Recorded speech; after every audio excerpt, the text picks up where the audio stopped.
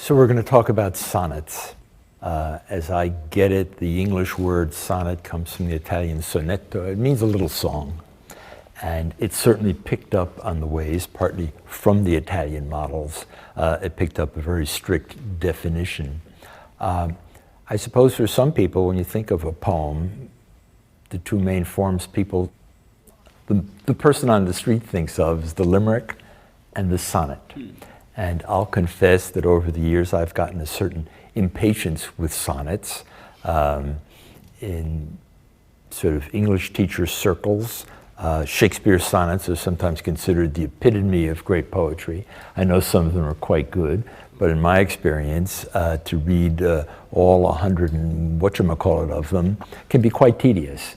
And it seems to me pretty clear that he was using it as practice, that he was working on his chops, and some of them are pretty silly and perfunctory, and some of them are great poems, and some of them are great for 8 lines or 10 lines, and then the whole thing isn't so good. So in that somewhat skeptical, having reservation spirit, I'll ask you, what should we say about sonnets? Well, I actually have a question. I was saying earlier that, for me, sonnets are something that are tough for me to access. And I think for me, you were talking about the English language as we know it kind of emerged very close, or, Scholars, I believe scholars start in the 16th century. They start the thing they call modern English. So how did that affect, how do people think that affected the form of the sonnet? In my model of it, the vogue for sonnets, and that so many bright, gifted people were doing this one-length poem with one kind of subject, with one technique over and over. I'm not saying this to try to condescend to you as an engineer, Cole. It was like the development of aircraft. Yeah. They were working on this one project, this one kind of thing, so that gradually they wrote more and more delicate rhythms. They wrote longer and longer sentences. They got very fluent and fancy with figures of speech.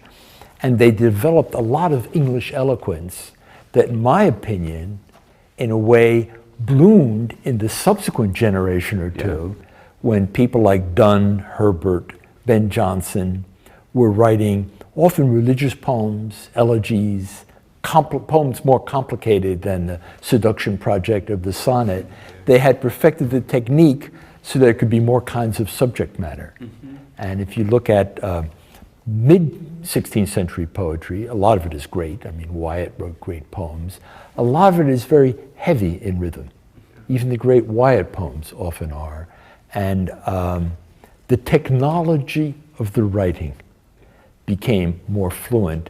And for me, it was a great lesson in the difference between style and feeling. And that style enables feeling. It isn't exactly is feeling. When George Herbert writes that long sentence at the beginning of the poem I love, Church Monuments, the sentence is, see if I can do it.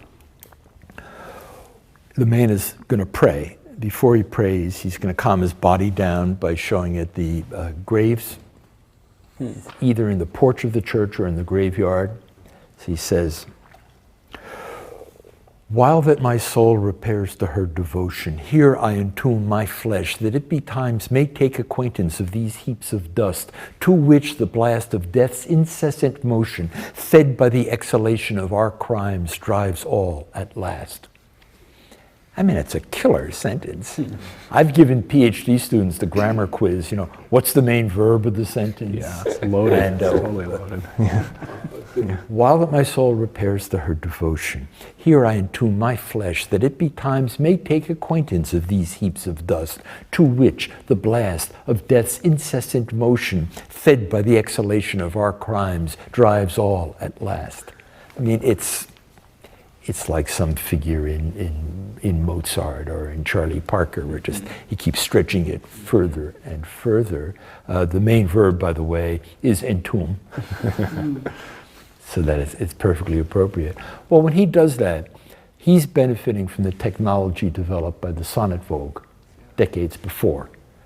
The length of that sentence the confidence of the way he's dealing with the figures of speech. So if you want to study a thing like the art of poetry,